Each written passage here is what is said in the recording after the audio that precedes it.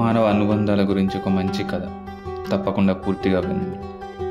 ఒక స్వర్ణకారుడి మరణంతో అతని కుటుంబం తీవ్ర ఇబ్బందుల్లో ఉంది. తినడానికి సరిపడా డబ్బు కూడా వారి వద్ద లేదు. ఒకరోజు అతని భార్య తన కొడుక్కి నీల మణిహారాన్ని ఇచ్చి, నాయనా, దీన్ని మీ మామయ్య దుకాణానికి తీసుకెళ్ళు. ఈ హారాన్ని అమ్మి మనకు కొంత డబ్బు ఇవ్వమని మీ మామయ్యను అడుగు అని చెప్పింది.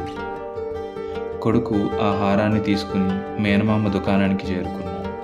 మేనమామ ఆ హారాన్ని క్షుణ్ణంగా చూసి, నాయన, ప్రస్తుతం మార్కెట్ బాగా మందంగా ఉంది, అమ్మకు చెప్పు, కొంతకాలం తర్వాత అమ్మితే మంచి ధర వస్తుంది అని. అలానే కొంత డబ్బు ఇచ్చి, రేపటి నుండి వచ్చి నాతో పాటు దుకాణంలో కూర్చో అని చెప్పాడు.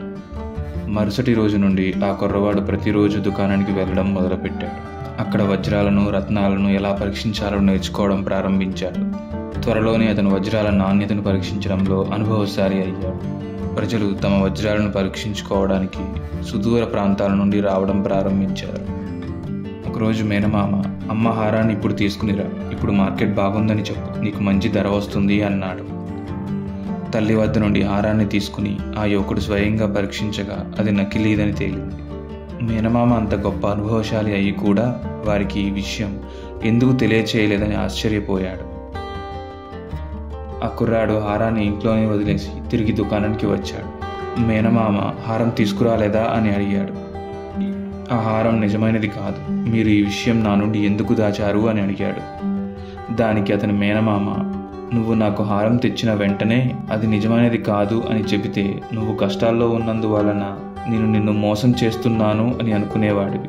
ఈరోజు నీకుగా జ్ఞానం ఉంది కనుక హారం నిజంగా నకిలీదని నీకు ఖచ్చితంగా తెలిసింది. ఆ సమయంలో నిజం మాట్లాడడం కంటే సంబంధాలను జాగ్రత్తగా చూసుకోవడం నాకు చాలా ముఖ్యమనిపించింది అని ఆ కుర్రాడితో చెప్పాడు.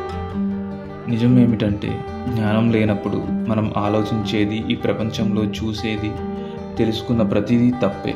దీని కారణంగా మన సంబంధాలు అపార్థాలకు గురవుతాయి. అది విభేదాలకు దారితీస్తుంది. మన జీవిత బంధాలు విడిపోవడం ప్రారంభమవుతాయి.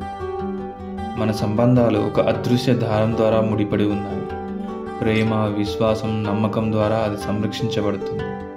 ఒక చిన్నపాటి ఒత్తిడి వల్ల లేదా అపార్థం వల్ల సంబంధాలలో ఎవరి పక్షాన్ని వదలకండి, అపార్థం చేసుకోకండి. ఈ కథ మీకు నచ్చినట్లయితే లైక్ చేసి షేర్ చేయండి. తప్పకుండా మా ఛానల్ని సబ్స్క్రైబ్ చేసుకోండి. ఇట్లాంటి మరిన్ని వీడియోస్ మీ ముందుకు తీసుకురావడానికి ప్రయత్నిస్తాం.